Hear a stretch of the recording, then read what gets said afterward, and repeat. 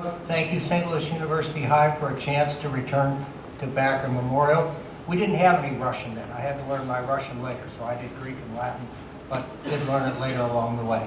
Since Russian was introduced here in the 1960s, and Mr. Hitch told me that he's one of the first group who studied Russian, we've had many SLUH graduates who've done Russian who've gone on to wonderful graduate work and careers in a number of fields. Many of them have come down to St. Louis University, where I've had the fortune to have them. We have the only Russian program in the area, so if you're interested in Russian studies, you can just go right down to Grand Avenue and talk to me. But they've had things like fellowships in the Soviet Union. They work for the National Security Agency. They've been librarians. They've been Air Force and Army intelligence. They've been Russian teachers, and so on. All right, actually, two St. Louis U High 210 graduates are graduating this year from St. Louis University with double majors, one Russian in biology, one Russian in chemistry. They were both featured in the most recent alumni magazine, Daniel Pike and Michael Meyer. So the chances are wide open. Russia is back, as they say. So all of a sudden, having dropped off the map, people now say, where's that and what's going on? All right, as you've seen just in the last 2 weeks, things have moved really fast in this region. The Sochi Olympics only closed on Sunday, February 23rd. How many of you saw the opening and closing ceremonies? Okay, we'll be getting to that because that's Putin's view. That's Putin's view of Russian history, who's in and who's out. All right. Then you had the fall of Yanukovych, the president of Ukraine, on March 1st. Russian troops, that's only less than 2 weeks ago, began moving into positions, and I'll show you a map with unmarked uniforms. Then you have the Ukrainian forces in Crimea. There are not many of them being blockaded. Just a couple of days ago, all flights out of the airport were blocked except those to and from Moscow. You have the regional parliament in Crimea voting for a referendum that's coming up in 3 days this Sunday to ask for annexation for Russia, but Russia doesn't have to do that. And since the first Russian moves, there has been this chaotic and sometimes unfocused response from sort of this alphabet soup of groups. The United States, the European Union, NATO, the G7, and the OSCE, and other groups are trying to figure out what to do and how. Visa freezes, asset freezes, blocking of international investment, something about Mr. Hitch will talk in much more detail. Just today, Yatsenyuk, the president, or the interim president of Ukraine, is talking at the United Nations right this red hot minute. Yesterday, you may have seen video footage of him talking to Obama. Okay, in order to understand what's going on today, I'm going to take you on a brief historical ride. That's the situation today, showing Ukrainian bases in Crimea, which have been blockaded by the Russians.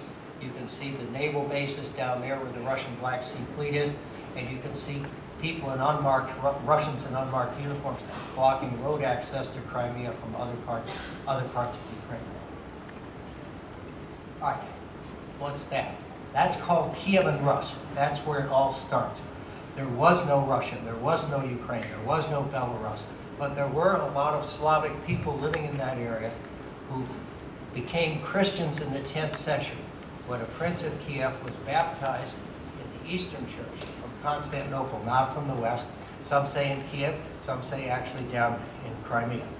So from the start, this whole area was different from Western Europe. It had its culture, it had its language, it had its religion, it had its political ideas from the Byzantine Empire in the East, and not like the rest of Europe, from Rome in the West. Moving forward a few centuries, this entity, which of city-states, falls apart when the Mongols come in from the east, at which point the whole center of gravity moves to Moscow. Now, starting with a little tiny duchy in the center of European Russia, Moscow with its Kremlin. Kremlin simply means fortified space. The Grand Dukes first conquered the other Russian areas, and then as you can see from the map, they began to expand out and beyond. So very, very early, you had not just ethnic Russians, but lots of minorities. And as a matter of fact, at this point in 1914, at the beginning of World War I, the Russian Empire was only one-half Russian. All the rest was made up of a hodgepodge of minorities, of whom the Ukrainians were were the biggest. In the 18th century, they moved into our area here, in where Catherine, first Peter conquers the Baltics, and then in the 18th century, Catherine the Great conquers the area that's now Ukraine, Crimea. Crimea at first was nominally independent. It becomes annexed to Russia in 1783. Most of the inhabitants there were Tatars.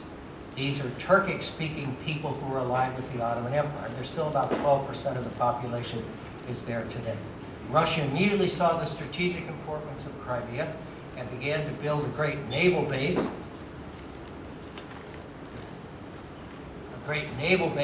At Sevastopol, which you can see as the focus here. This is a map of the Crimean War, which has become a center of Russian pride. It still is the headquarters of the Black Sea Fleet, where Russia has extraterritorial rights to keep its fleet there until 2042.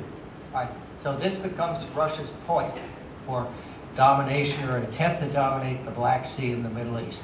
The map I've got there is of the Crimean War, 1853 to 56, where the British and French attacked the Russian Empire and picked Crimea because they could bring their ships in. It's the first modern war with ironclad ships, Florence Nightingale with sanitation and so on. But the bottom line is that the Russians lost, despite a heroic defense of the port. There's a wonderful account of that written by a young army captain named Leo Tolstoy. But this is burned into Russian memory as one of the great historical and national sites, which is one reason they're so attached to it today. So Russia is temporarily blocked there, although it keeps the territory. And then in the late 19th century, you begin to see more Russians moving into the peninsula. In the 20th century, all of this territory comes under Bolshevik rule after the Russian Revolution and Civil War. So by 1921-22, the Soviet Union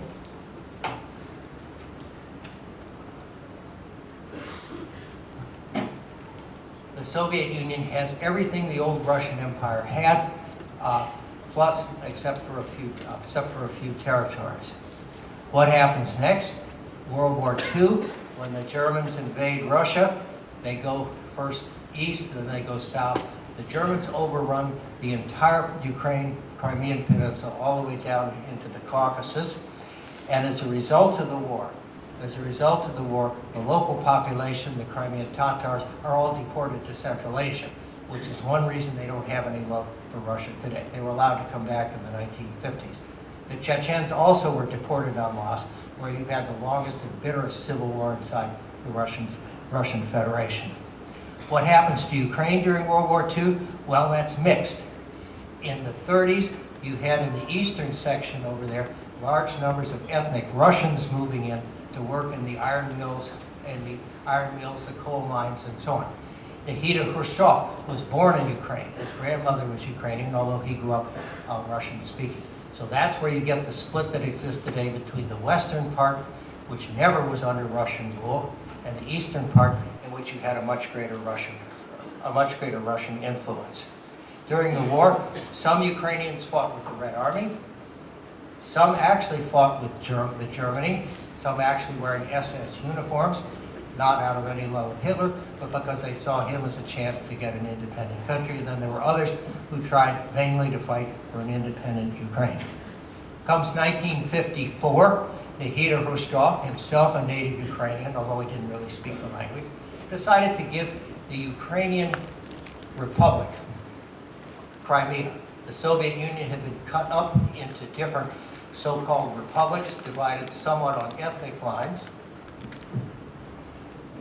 You can see this ethnic map of the Soviet Union now. It looks like a crazy quilt. Ethnic Russians are there in red, Ukrainians in orange, and then all kinds of other peoples in different colors as well.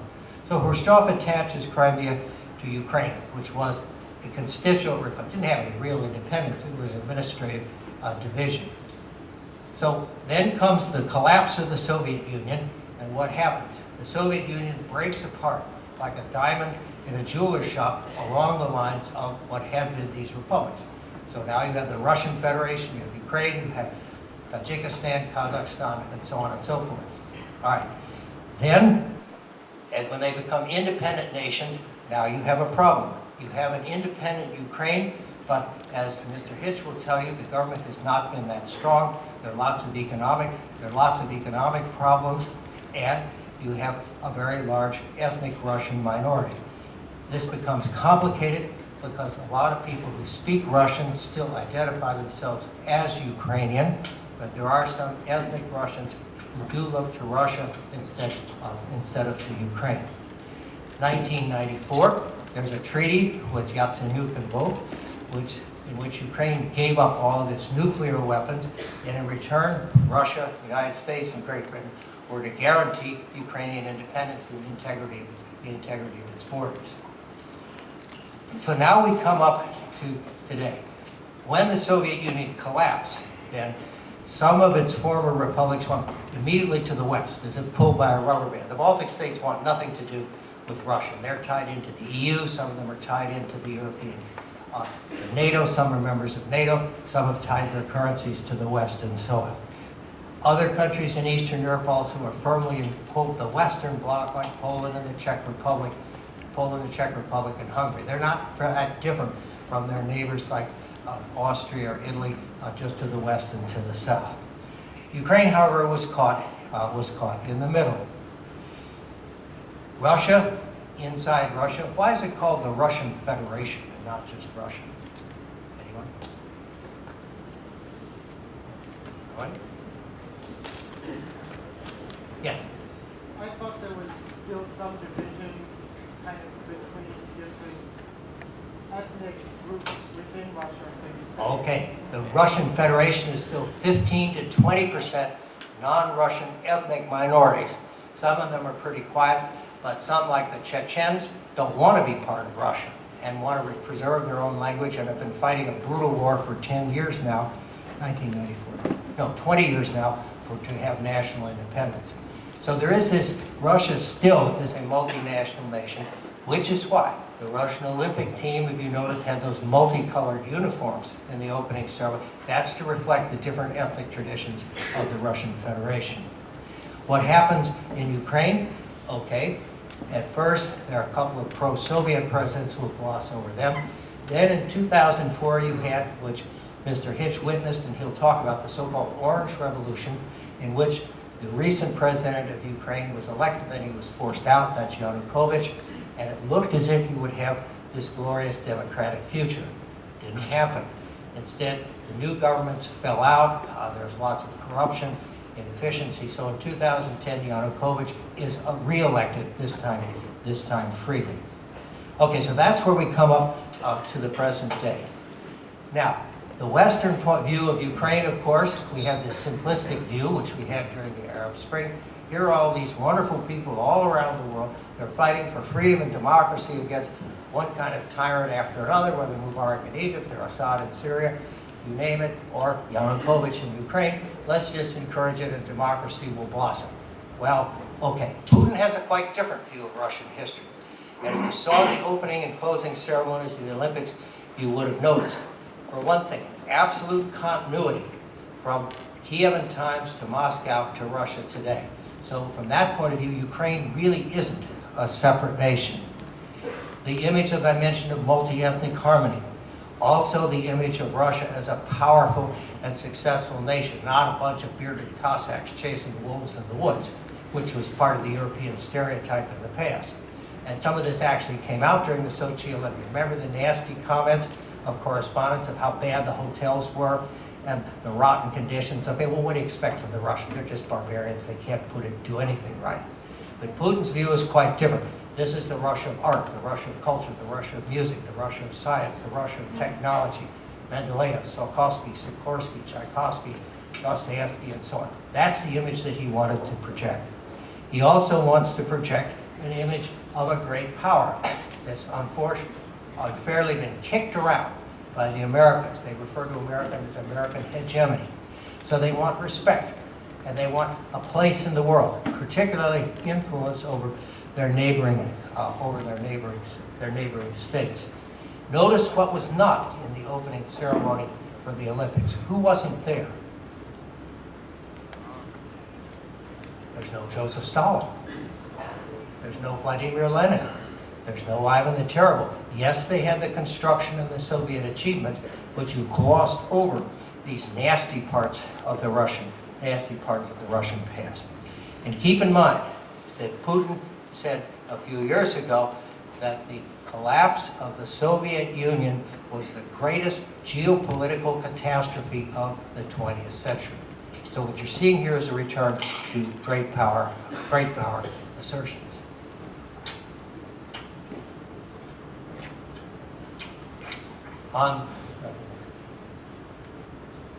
That's a map of Ukraine. The red part is where it's predominantly Russian speaking. The blue part is predominantly Ukrainian. But most Ukrainians are bilingual, so you can't just draw a line and say the people who speak Russian are automatically going to look to Russia.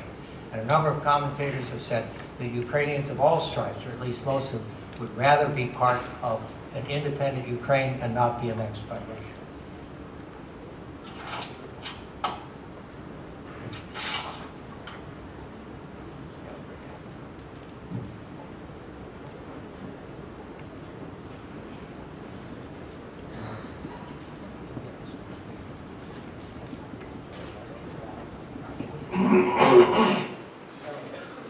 Okay, here's a nice picture of the Russian republics as they existed and which now have become the independent states. One is the Russian Federation, 5-4-14 centrally. Two is the one we're interested in, that's Ukraine.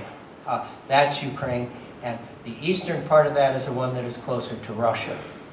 Okay, so now what is the West going to do? I'll leave that to Mr. Hitch to talk about. Russia has said it doesn't want. He considers the current government of Ukraine illegitimate. Obama said exactly the opposite by having a photo op with Yatsenyuk in the White House yesterday. Russia has also, as we mentioned, sent the forces in unmarked uniforms to go and take control of the various Russian naval bases, which are there legally, and other bases in Crimea. So what's the West going to do?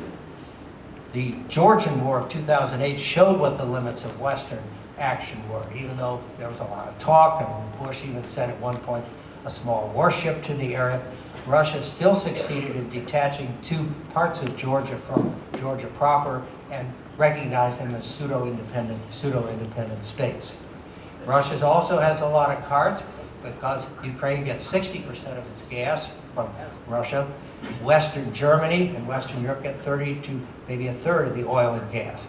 In addition, there's a huge amount, as Mr. Hitch will mention, of German investment in Russia as well. So that's a problem. And London is a huge center for the Russian oligarchs, banking, finance, and so on. So any attempt to punish Russia will have financial consequences for the business communities, especially in Germany and England, but to a certain extent in the United States. Now, this right of self-determination is kind of muddled. You may think in an instant, well, shouldn't people be allowed to choose which nation they would like to be? And the U.S. has supported this recently on a couple of issues. We said Kosovo, yes, they should be independent. South Sudan, yes. East Timor, yes. And coming up are plebiscites in Catalonia, northeastern Spain, and in Scotland for national. Who has a problem with that? On the other hand, the Russians say, yeah, we want to recognize Crimea. They don't want to recognize Chechnya and other areas having the right of self-determination either. And we've been sort of well back and forth as well. And as soon as the Americans criticize the Russians, say, look what you did, you went to war to force these people back into the Union. The Russians say, remember Abraham Lincoln in the Civil War? Didn't you do exactly the same thing? Now, so what's the prediction for the future? I'll go out on a limb because it probably won't happen. Things move fast. First, the vote Sunday is a foregone conclusion. There will be a vote to annex Crimea to Russia. But the Russians don't have to do that right away. It takes two to tango. After, in 1845, Texas declared independence from Spain, but there was a gap between that and the United States took Texas in. So I suggest Russia will hold this as a bargaining chip for something else. So there won't be an annexation. I don't think Russia will want to annex parts of eastern Ukraine either. It has its own problems, and Ukraine is an economic mess, and there will be lots of political repercussions. I think Russia's ultimate goal is First, to have a weak pro-Russian government in Kiev for all of Ukraine, a kind of quasi, not exactly a protector, but at least a friendly country, and to make absolutely sure that Ukraine gives up any idea of closer ties with NATO, the European Union, or the United States. And finally, Putin would like to have Russia recognized as the great power which he thinks is unfairly been discriminated against and belittled by the United States and the West. Okay, with that, I think I'll turn it over to Mr. Hinch.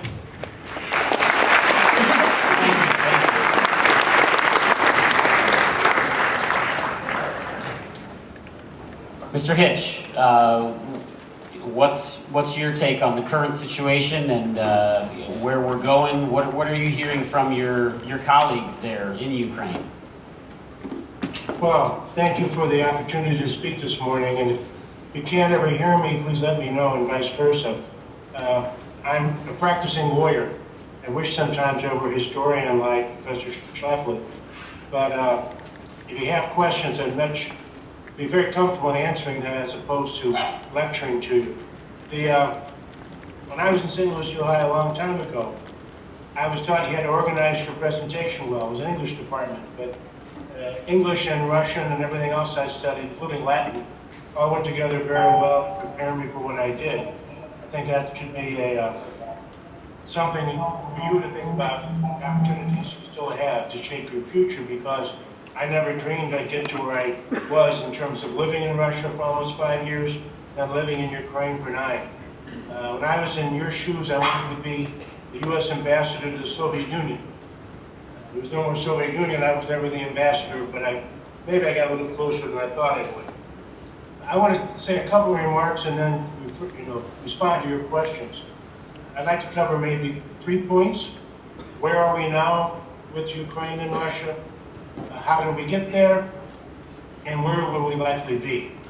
And Professor Schlafly and I spoke a bit. He didn't steal too much of my thunder, but some of the things he said, I'm going to simply say, me too, I agree. I think the interesting thing to note is that now Crimea is occupied. There are troops everywhere. The self-defense units have blocked off access. I was in Crimea with my wife. My wife's Russian. She's from St. Petersburg. In 2008 on a vacation. I did it more because I was living in Ukraine, and Crimea is important. I can tell you they never wanted to be part of Ukraine. I think if we had a referendum 20 years ago, it still would have been in favor of joining Russia. So I don't think there's going to be an issue as to how the result comes in Sunday's referendum, even though we get 6 Russian TV channels, plus Euronews, plus CNN and everybody else. Apparently there's no international observers at all in Crimea to monitor the elections. There aren't even, of course, any officials. The OSCE and the UN envoys were escorted out. So this is going to be a show. But I think a show with some validity to the extent that even the Crimean flag is the Russian flag, more or less, with a crest in the middle. But all that having been said, there is a minority of Ukrainians, about 25%, and there's 15% Crimean Tatars, as Dr. Schlafly suggested. These are leftovers from the days when the Ottoman Empire controlled all of the Black Sea, including the Crimean Peninsula.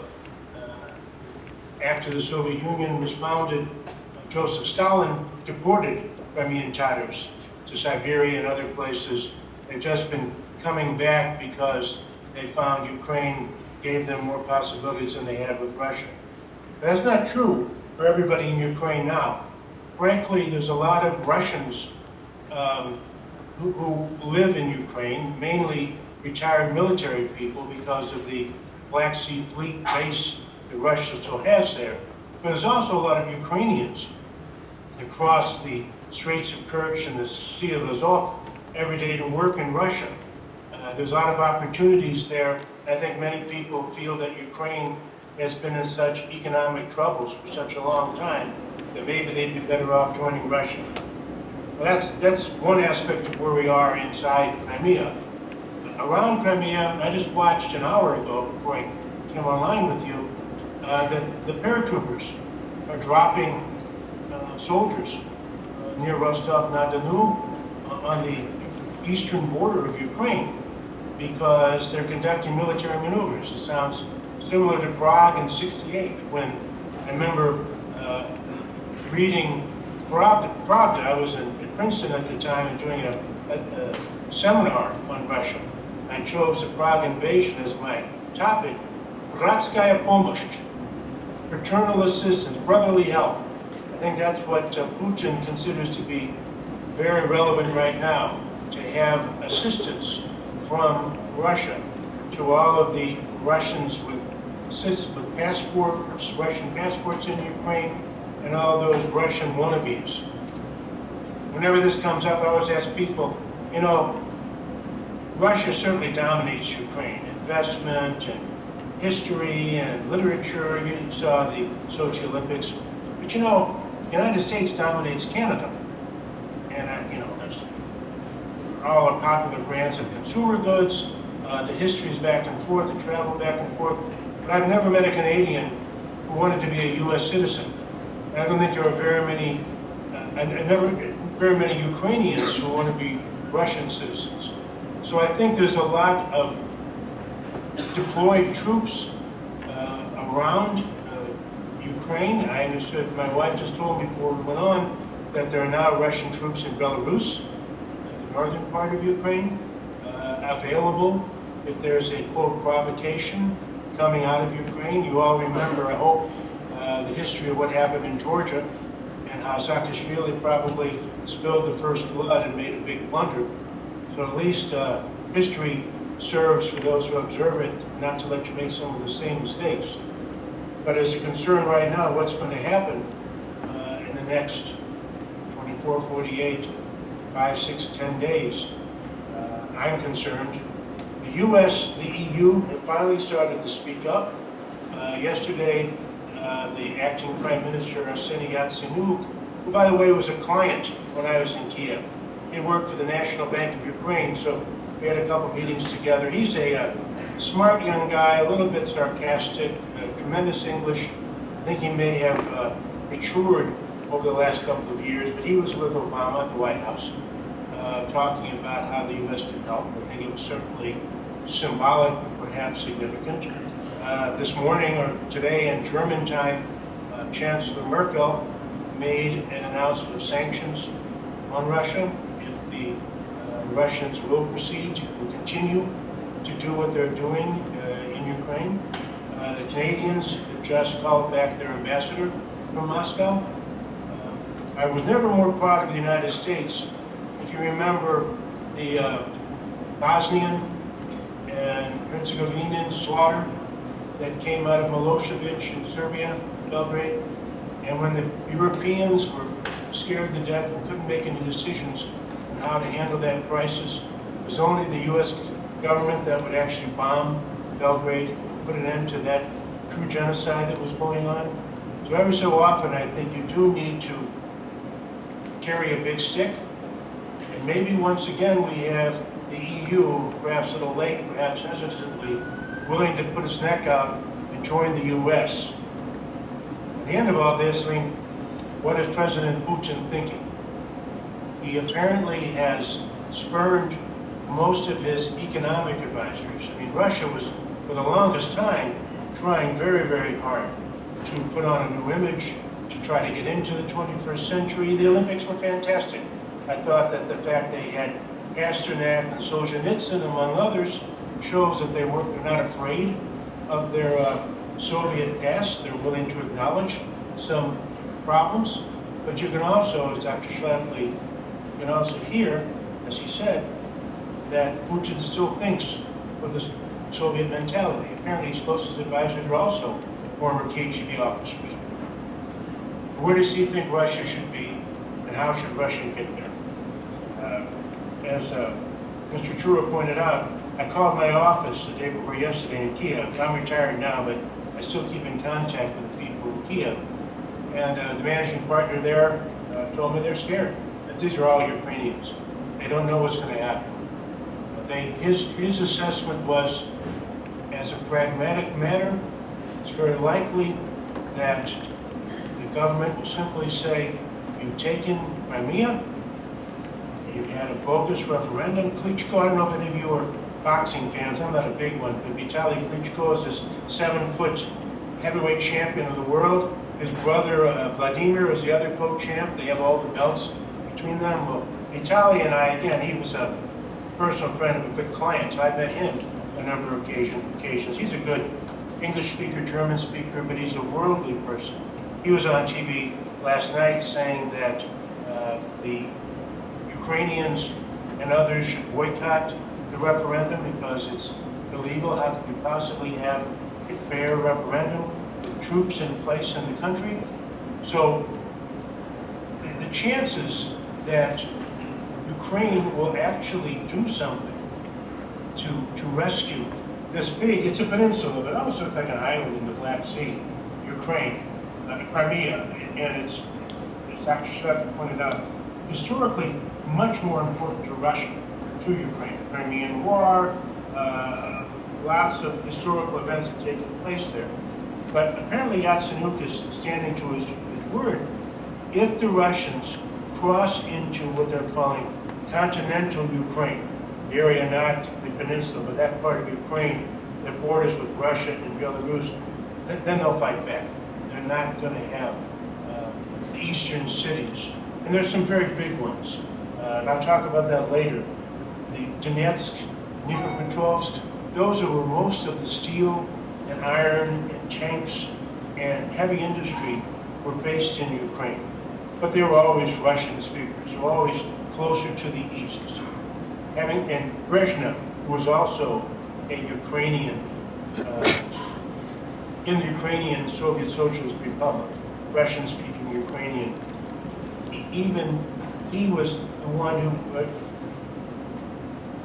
would question whether Ukraine would not find itself attracted to Russia, but nonetheless considered itself a separate entity. Let me go back a little bit. I mean, how did we get to where we are today? I think the thing that, if you haven't followed the news, because it wasn't all relevant to people who didn't live there at the time, back in November, the provocation, if you will, was that President Yanukovych, and I don't know if you know how he looks like. This is the photo, if you can see it on screen. This is Yanukovych and the American Chamber of Commerce. If you could hold it up just a little bit higher. Can you see it now? There you go. Yeah. Okay. He's the big guy in the center. I'm the little guy in the back. And I'm about 6'2", so you can imagine how big he is. And he wasn't a boxer, but he actually has a criminal record. He was in jail when he was a teenager and 20-year-old. But that didn't stop him from wielding power in Donetsk and Dnipropetrovsk and coming out into the authority. He had spurned an agreement with the EU, an EU association agreement in November, after working months and months on it. Candidly, when I went there, I was kind of surprised. Their Department of Commerce is called the Ministry of Economic Development and European Integration. It had always been a goal of Ukraine to be integrated with Europe. Back in 91, Ukraine declared independence. 92, when the Soviet Union broke apart, they actually became independent. In 93, Ukraine denuked. They gave up all their nuclear weapons in an agreement where the U.S. paid billions of dollars to destroy stockpiles of Ukrainian nuclear weapons. They were part of the Soviet Union's nuclear weapons. In exchange, there was a multi-party agreement that apparently Russia, U.S., and Great Britain signed, and I think China and Germany, or China and France initially, guaranteeing Ukraine's protection since they were giving up their nuclear weapons in case something happened. And Ukraine's been calling on those parties to honor that commitment back in 1993. And I think this is the major issue for Russia. If Russia's going to start not adhering to all its agreements in the international sphere, what about in the commercial sphere? How many Boeings, McDonnell Douglases, Monsantos, I guess Anheuser-Busch is now InBev, how many U.S. and European companies are going to want to do business in Russia, sign contracts with Russia? They think Russia, with impunity, can simply breach them, can terminate them. So that was what the time when Yanukovych effectively said no to the EU and said, I'll consider this customs union with Russia, Belarus, which has been a dictator since '92, and Kazakhstan, where they have more of a benevolent dictatorship, but clearly a post-Soviet customs union arrangement, which has nothing to do with rapprochement with the West. The reason things took the turn they did in Maidan, and Maidan simply means the square. Maidan Nezalezhnosti, Independence Square in Kiev. It's the main downtown square. I still have an apartment there. And if anybody wants to buy an apartment in Kiev, let me know. It's about 2 football fields away from where all the fighting's going on. The provocation that really took place was when the police started firing on the demonstrators. We had exactly the same phenomenon back in 2004 during this Orange Revolution. I found my old souvenirs.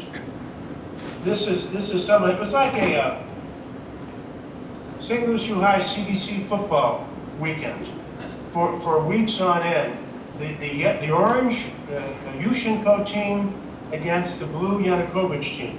This basically says Yushchenko, Yushchenko, yes. You're gonna see that. Yeah, I see that. You hold back just a little bit. Well, there you go. All right. And that's actually orange when it comes up on the screen. But the atmosphere was different.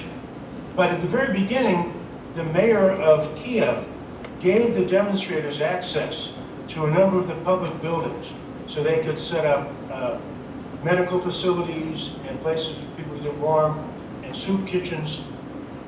But President Kuchma, who had as his prime minister Yanukovych, the current president, he was threatening the demonstrators. And we were all close because of the American Chamber of Commerce to the people of the embassy. And Colin Powell was the Secretary of State. And he called Kuchma apparently 5 or 6 times, and Kuchma wouldn't take the call. So Ambassador Herbst, John Herbst, was sent over to meet with Kuchma and basically delivered for the message. If the police or the Ministry of Internal Affairs people fire on anybody in the square, then there will definitely be retaliation from the United States. And at that time, when that was delivered, we heard about the same time that the police were refusing to consider firing, that they took the side of the demonstrators. It was the government, like the National Guard and then the Army. Those are the ones that basically had to be stopped. And there were tanks outside of Kiev because we had a friend whose son was called up and was in the Army, about 20 kilometers, it was 12, 13 miles outside of downtown Kiev, who mustered but didn't come into town.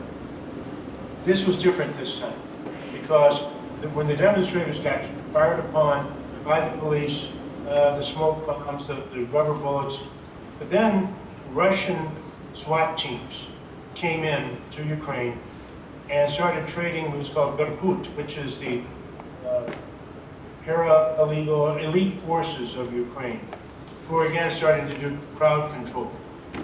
People were getting shot and killed, not with rubber bullets. And then there were policemen getting killed. And my wife's sitting with me, and she's a very loyal Russian, but she's saying, Putin is crazy. Putin does not represent the thinking of most Russians, at least most intelligentsia, and most Russian intellectuals, Russian business people. Maybe he still represents the 87-year-old people like her mother and other people who are pensioners in Russia, but it's not the same feeling that they want to bring back the Soviet Union. We found out that they opened the prisons in eastern Ukraine and let out felons and gave them weapons, gave them uniforms, these camouflage jackets, and sent them into Kiev. And they started taking care of the demonstrators. But of course, in their infinite wisdom as inmates, they knew they'd be going back, so they also turned on the police. So some of the explanation of where the guns came from where the weapons came from and why the police were killed. Goes back to little secrets like that of things that, you know, dirty playing and not fair tactics at all.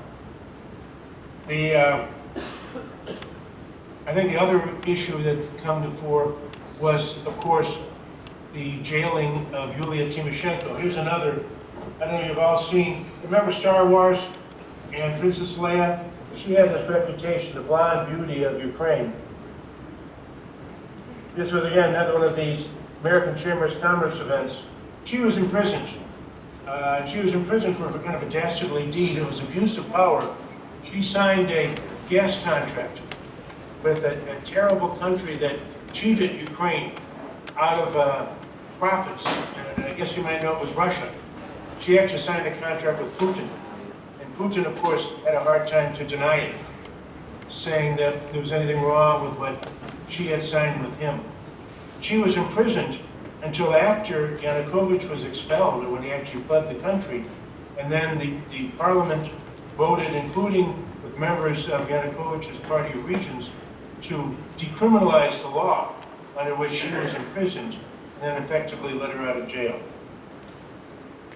Kind of going on pretty long, Mr. Chura. If you want me to stop now, I had a couple more things to say about what's going to happen in the future, but I can put them off to later if you prefer. Well, that might be a good final thought. Where, you've certainly given us a great context of what's been going on. What do you see as the outcome in this? Just like Professor Schlafly kind of gave us his thoughts on that topic. Well, I'm not as confident, perhaps, as he is. I'm really afraid that somebody's going to get trigger happy.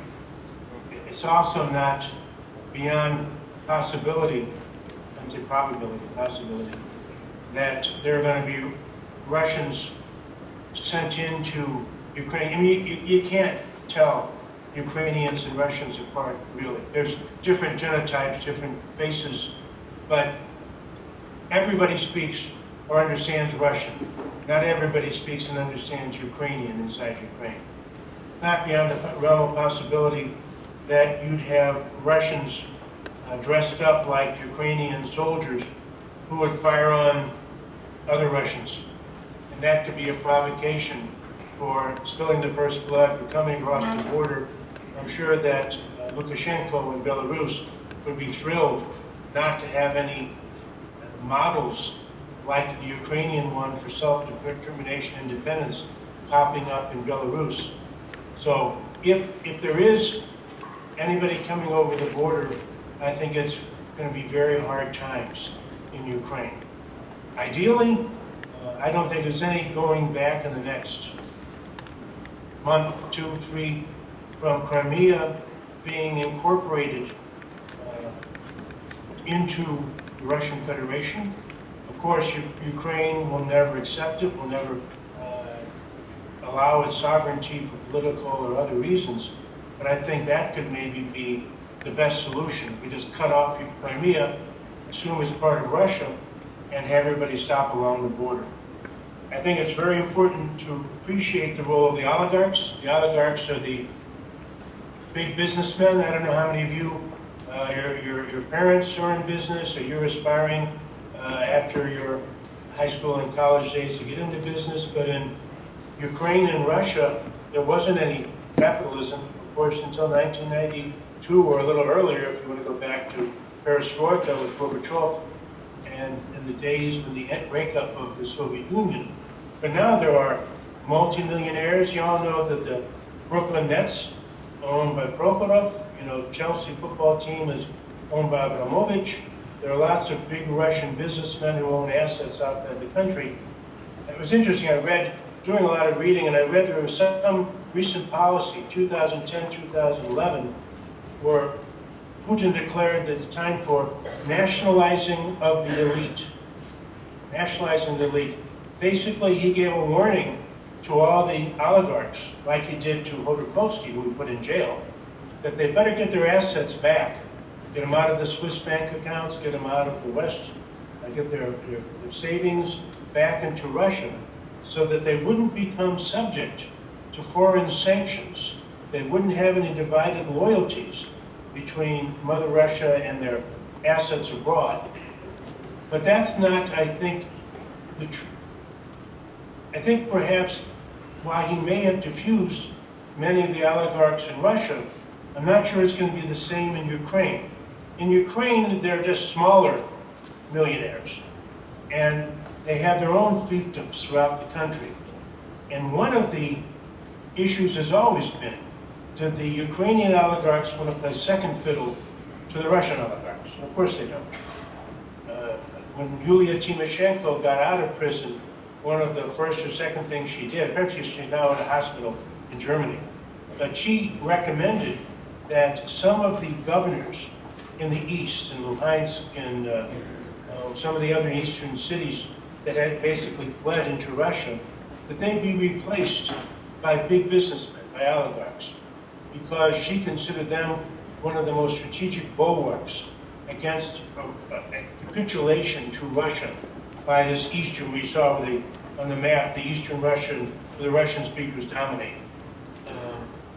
And I think that's going to be a major factor, that they're going to, march not to the ballot box, but to march with their dollars, with their assets, to try to maintain the balance in favor of them inside Ukraine.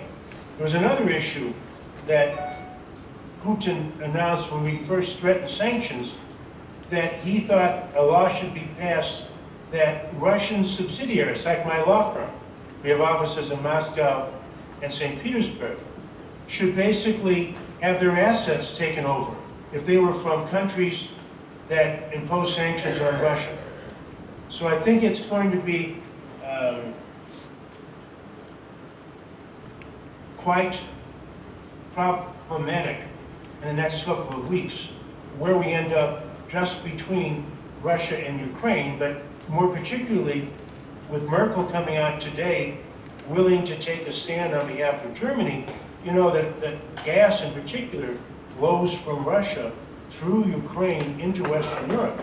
It's hard to replace this Russian gas if Russia decides to cut it off.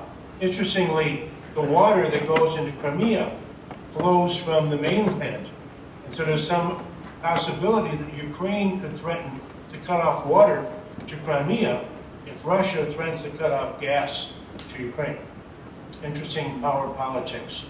I also don't know what about the former Soviet republics. There were 15 republics. Ukraine was one of the 15. But Lithuania, Latvia, and Estonia were only annexed to Russia in 1939 under the Molotov-Ribbentrop Pact in World War II. They're very frightened that something could happen, that the Russians could kind of make threatening noises to come back and take back their assets, take back their sovereignty. If it can happen in Ukraine, can it happen somewhere else? Poland, of course, is very nervous because at the end of World War II, Stalin moved the border west into Poland, so big sections. Remember when Pope John Paul II, who was the Polish Pope, went back to Poland to visit after he'd been made a Pope. He went to the eastern border of Poland so he could talk across what was still a closed border with Roman Catholics in Ukraine, many of whom were Polish, but also many of whom were this Ukrainian Catholics, Ukrainian Uniate Eastern Rite, which instead of being Russian or Ukrainian Orthodox, were loyal to or in communion with the papacy in Rome. So I think there's a lot of repercussions that go beyond, and Poland's been very adamant in dragging the rest of the EU, and Germany's been sort of the first to move into supporting the United States in this effort to mitigate the damage as much as possible in Ukraine. Thank you. Great. I mean, that's just really informative.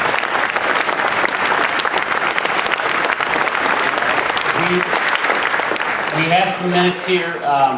Questions from the crowd. If you want to come up to the front here and just come to the microphone and kind of identify yourself first, and then we'll get your questions answered for you. So we'll start off.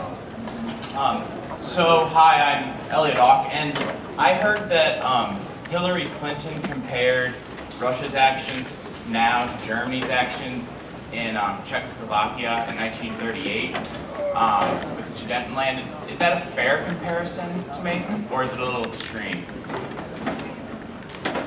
That's a little extreme. And the reason I think it's a little extreme is I don't think that Russia really has a plan to take back all of Ukraine, much less to go on. I mean, after Sudetenland, it was Poland, and it was all of Austria, and it was a much bigger scope, and eventually Russia. And Hitler had a war plan. I think, as Professor Schlafly suggested, it's going to be a lot for Russia, simply to bite off Crimea and maybe some eastern oblasts in Ukraine, and to keep Belarus and other of these existing allies under control. I don't think that they're really going to threaten Lithuania, Latvia, or Estonia, other than the threat itself might make those countries more inclined to give in on gas policies or give in on other issues, because there's always that specter in the background. But I think Hillary Clinton overstated her case. Any thoughts, Professor Schlafly, on that I statement? agree with Mr. Hitch. It wasn't helpful, as a friend of mine who's a Russian expert at Stanford said, and especially because the word Hitler is such a lightning term for anybody in Russia and elsewhere with the memories. The greatest memory in Russia, as any of you have been there know, is still the memory of World War II, 27 million people killed and so on. So to bring up the specter of Hitler is automatically going to turn the Russians off and close off any possibility for a diplomatic solution. Okay, great. Next question. Hi, I'm Jack Zimmerman. So a major theme with this whole ordeal, it feels like, is the Soviet Union, the possibility of it returning with Putin's mindset, the people in control with him. What do you think of? What do you think are the possibilities of either the Soviet Union or something similar to it to return maybe in our lifetime?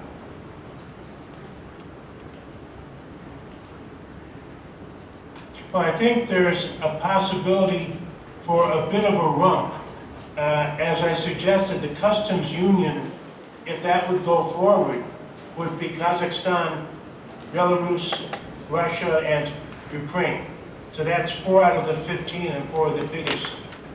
Don't forget, we only talked about the Crimean Tatars, but Dr. Schlafly pointed out the Russian Federation is a federation because of all the ethnic minorities. And Chechnya is the one you only hear about. There's Ingushetia, there's all sorts of Dagestan, all sorts of Muslim, Islamic militant people inside the Russian Federation. And candidly, sort of like my wife, they're not really Muslims. I mean, she's not really a Christian in the sense that they had, her whole life it was atheism. It's only since the end of the Soviet Union that she sort of said, well, if you're a Russian, that means you're Russian Orthodox. Oh, do we have to go to church? Or, believing in a supreme being, of course, that's something different. But I don't think you're going to find Russia reintegrating Tajikistan, Kyrgyzstan, Uzbekistan, Azerbaijan, all of these former Soviet socialist republics that now really border on Turkey and Iran. They don't speak Russian, they speak Turkish. We have an office in Baku, and all the signs have changed. They all used to be in Cyrillic. Now they're all in Latin alphabet, and people are speaking Turkic, Azeri, on the streets. So I think there might be some coalescing of the big countries. And what would, I know Nazarbayev, because when I was there, I was on the Foreign Investors Council of Kazakhstan. And he's an old gentleman. He's a dictator. I'm sure he killed millions, but he's kind of a benevolent dictator. When he dies, he doesn't have any sons. It's not clear who's going to step in to take his place. So I'm not sure you're going to have enough of a foundation to make a restoration of the Soviet Union. But when you have a reinvigorated Russian Federation, where you find that Russia is going to make stronger alliances, China, with Africa, with Libya. In the old days when we had the two superpower blocs, the Soviet Union was very intent on the non-aligned countries It was Nasser and Tito and Nehru. And that might be, you might see Putin trying to do that, build up Russia's international prestige by forming more alliances with people that the U.S. probably doesn't want to have for allies anyway. Professor Schlafly? I agree. I don't think there's any chance of the, quote, Soviet Union coming back. But Putin, again, has gone back and put more emphasis, even if he said the breakup of the Soviet Union was the greatest geopolitical catastrophe of the 20th century. I think he's really stressing more of a great Russian hegemony. He knows he can't restore that, and that's the reason the Soviet Union collapsed in 1991. As the Gorbachev's generation knew that they couldn't hold this worldwide status, and so he was the one who began unilaterally pulling back. Let's get out of Afghanistan, telling Eastern Europe, we're not going to pull your chestnuts out of the fire, and so on. So I think Putin wants respect for Russia as a great power, but the old Soviet structure, no. Let me make one more point, if I may. Sure. Solzhenitsyn, who everybody reveres, after he left Vermont and went back to Russia, talked about the need for a Slavic communion or Slavic reunification. And that's where Ukraine is such a problem, because it is Slavic, and it's basically Orthodox, and it, like Belarus and the Russian Federation, there aren't that many of them anymore. Their birth population is way inferior or less than the Muslim peoples, and Russia has always thought Ukraina, that means on the edge. It was on the edge of something, on the edge of Poland, on the edge of Russia, part of Lithuanian Empire. It was always Mala Russia. It's always Little Russia. It was Velika Russia, Great Russia, Little Russia, and Bela Russia, White Russia. So as long as Russia considers Ukraine really to be Russia in one form or another, and for no other reason, as Professor Schlafly said, that's where Orthodoxy came from. It's going to be different than any of these other former republics. And I think that's what's really gnawing at Putin. He wants to see the Slavic soul reunified, and without Ukraine, it just isn't going to happen. Thank you. Next question. Hi, I'm Thomas Leaker. I have a question for Professor Schlafly. I think this is an extreme case, but do you think if Russia were to go into mainland Ukraine, would that ignite a full-scale war with, say, the EU and the United States? No, I don't think so. The United States and the EU have no intention of intervening militarily. Logistically alone, it would be extremely difficult. But I don't think Russia would launch an open sort of Nazi-type invasion, because that would absolutely, as Mr. Hitch would give, absolutely kill any chances of Russia's participating in the world market, foreign investment, and all that. Russia has too much at stake outside of Russia to do that. Provocations, yes, and as Mr. Hitch said, yes, he'll send people in Ukrainian uniforms and so on, but I think it would be more of a soft penetration, and I reiterate what I said before. I don't think Russia wants to annex Ukraine or annex even parts of Ukraine. It would much prefer, as Catherine the Great preferred, to have Poland before she went into grandmother. It's much easier to have a weak pro-Russian government in Ukraine than to try to swallow the whole thing. Thank you. Let me ask Professor Schlafly a question, follow up on that. I know you spoke to the high school a couple years back about Georgia, and if I recall correctly, it just wasn't Abkhazia and southern Ossetia that were invaded, but Russian troops actually went into Georgia proper and were there for some period of time and then withdrew. So Russia was not afraid to do that, particularly when there were shots being fired by the Georgian army. Do you foresee that as a possibility, that Russia could invade eastern Ukraine and be there for a time and rattle the sabers? And then withdraw, because I totally agree. Nobody agreed to let Ukraine into NATO. There's not going to be any guns or bombs or defense by the EU or by the US. But what about this possibility of a physical incursion and then a subsequent withdrawal? I think that's a remote possibility, as you know, because we both lived through it. What happened in Georgia, Saakashvili made a terrible blunder. He went into South Ossetia first, which is a non-Russian speaking, non-Georgian speaking part of the Republic of Georgia. He went in, he started it, so it's like who hit me, he hit me first. And then the Russians said, okay. And so they went into Georgia, but not when the Georgian army wasn't any good, and then they quickly withdrew once they had de facto independence for these two enclaves. I think in eastern Ukraine, this is a much bigger operation. I don't think they're going to do that. I think it'd be much better to keep the pressure on. You've got your control of Crimea, put the screws on there, and then maybe even as I suggested, Crimea votes, the referendum, of course, is going to go for it. Russia could let that sit for a while. It doesn't have to act. You could use that as a bargaining chip. Maybe it eventually decides to annex Crimea. That's clean because it's just a peninsula. Going into eastern Ukraine is much different. It's much bigger, much more populated, and much more ethnically mixed. Okay, our next question. Hi, I'm Carter Gruzadek. What do the pro-Russian Crimeans gain by wanting to be annexed into Russia? Anybody? Could you repeat it? I didn't hear the question. What do the pro-Russian Crimeans gain by wanting to be annexed into Russia? I think in 1954, they thought they were part of Russia. And they didn't understand why Khrushchev gave them away. It was the 300th anniversary, I believe, of the reunification of Ukraine after the Russians defeated the Lithuanians or the Poles, whoever had controlled Ukraine. So I think all along they really thought, we're part of Russia, and we don't speak Ukrainian. We got these crazy guys in Kiev. We'd rather have maybe the crazy guys in Kiev and the crazy guys in Moscow, whoever bothers us the least. I think the Crimeans might find, as suggested my wife, that you will find a lot more investment going into Crimea. It's a big tourist resort area. They put all that money into Sochi. This could be a second Sochi because you've got Simferopol, you've got lots of tourist areas, and that's where all the Ukrainians like to go in the summer, but also lots of Russians. So I think there's a lot that Crimea thinks they could get out of being part of Russia again. Professor Schlafly? Well, and as Mr. Hitch said, they're mostly ethnic Russians anyway. And Russia already has the right, not just to Sevastopol, but other military bases up till 2042. So you've already got, it's like us with Guantanamo Bay, only much bigger.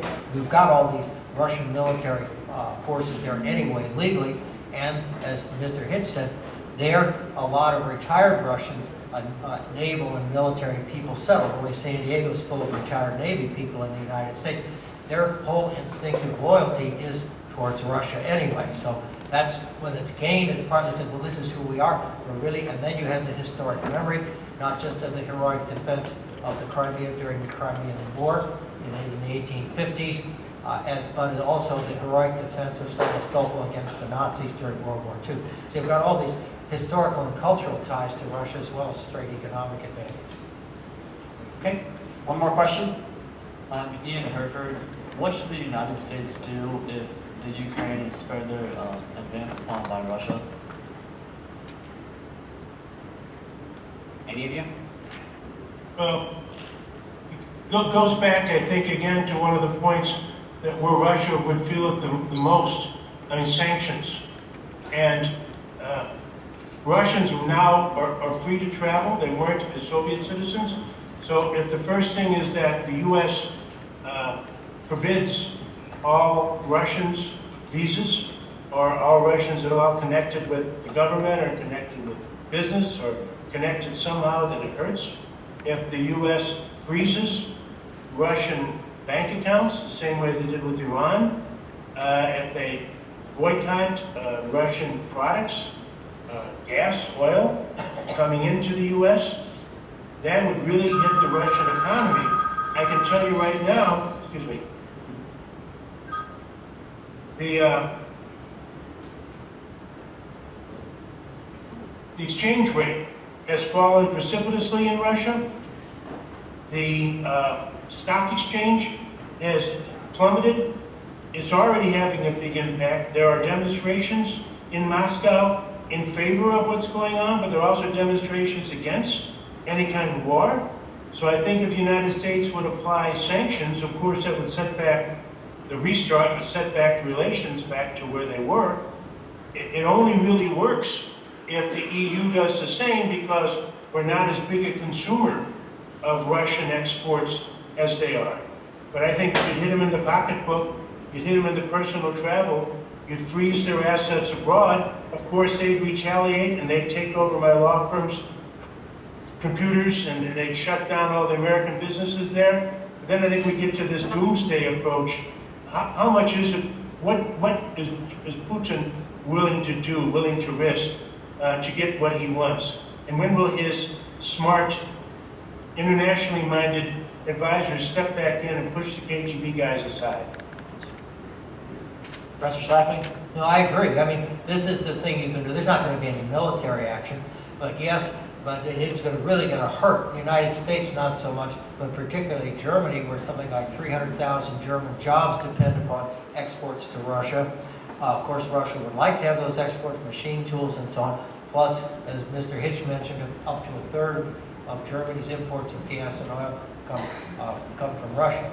The other European countries to a lesser degree, so that's going to hurt. But I think the impact on Russia economically would be very harsh.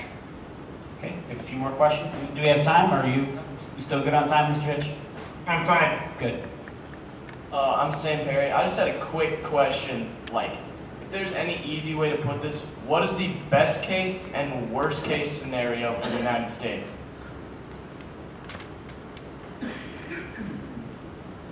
Best case scenario for the United States would be a international agreement where the United States plays a minor role, where the EU plays a major role, and Russia basically says, okay, we want to respect the referendum of Crimea, but we understand the Crimean Constitution requires not just the local authorities to approve, but also for the national authorities to approve. We agree that the referendum will be put on the ballot on May 25th, when the national elections for president are going to be held.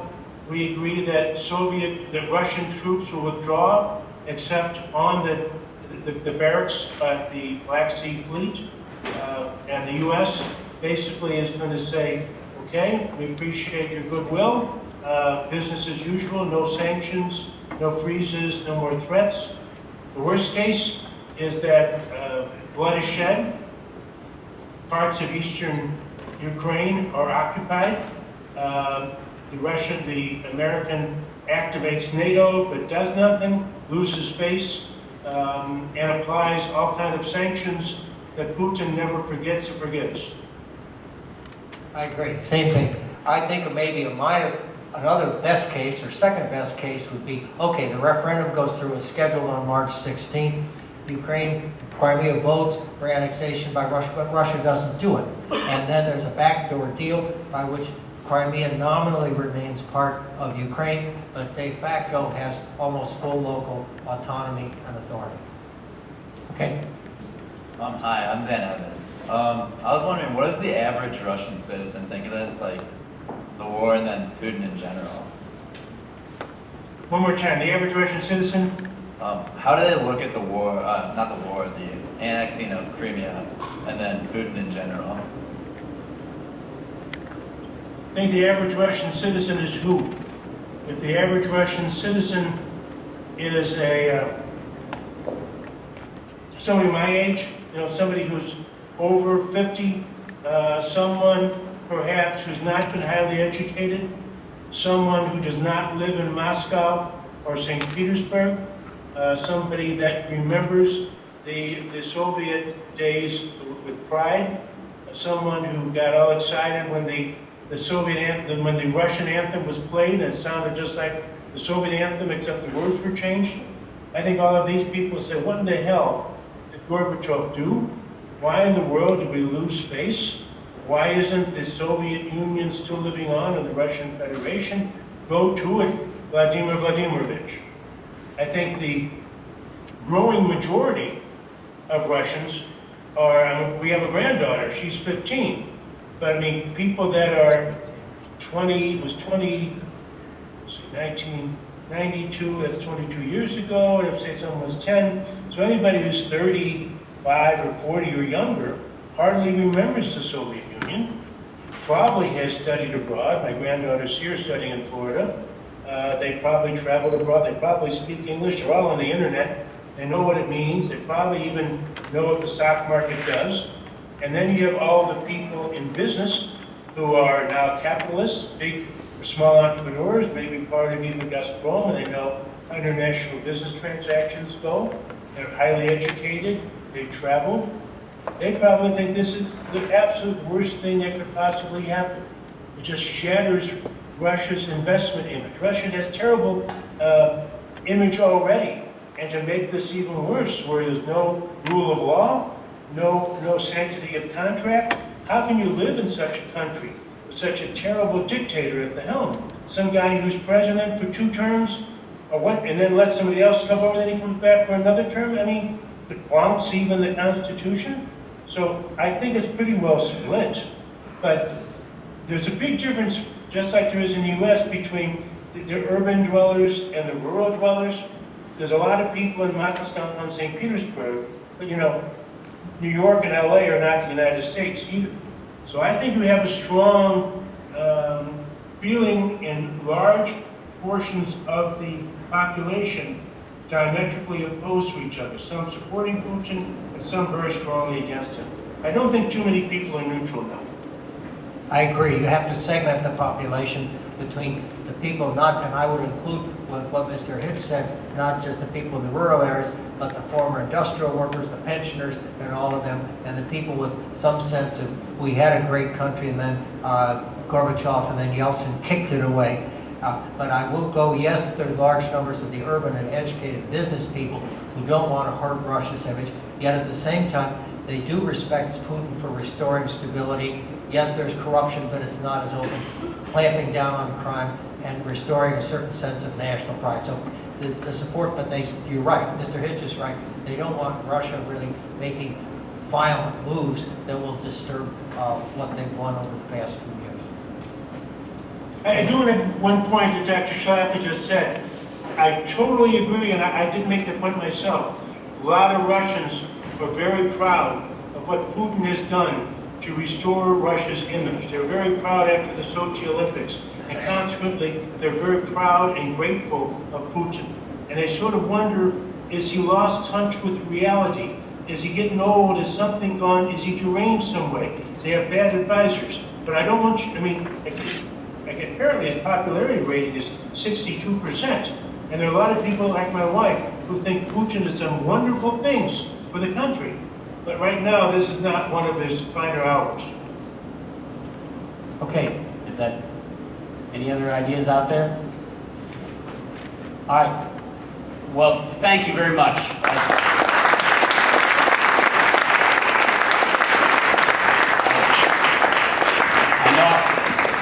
I know I speak for the entire room when I say that we really can't thank you enough for your time. You know, maybe we should say "Дуже дякую" or "Огромное спасибо," but you know, in light of today's topic. But we greatly appreciate all your efforts with us today, and it really has been great to get you guys both together here.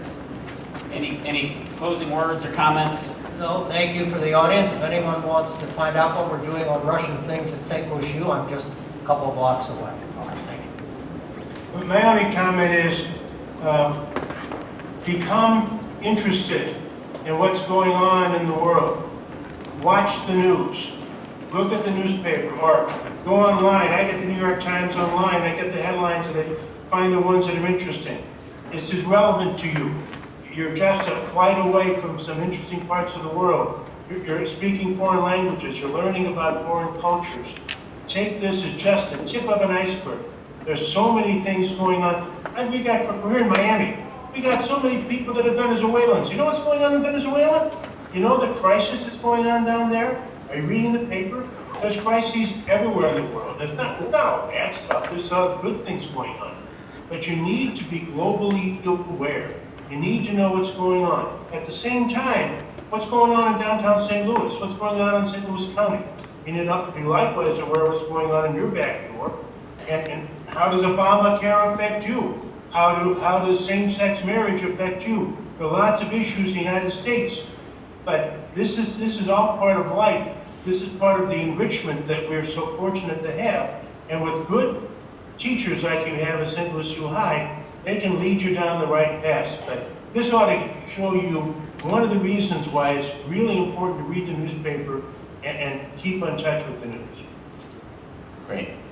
Well, again, thanks. I hope we, were able to create some of that global awareness that we talked about. I think it says a lot just about you guys coming out today. The fact that we were able to put this panel together with SLUH alums on a very nice, bright, sunny day where people have to go off to practices and exams are going on, but still, we almost had to lock the doors and turn people away. So, again, thanks for all your input, and hope we can do this again sometime.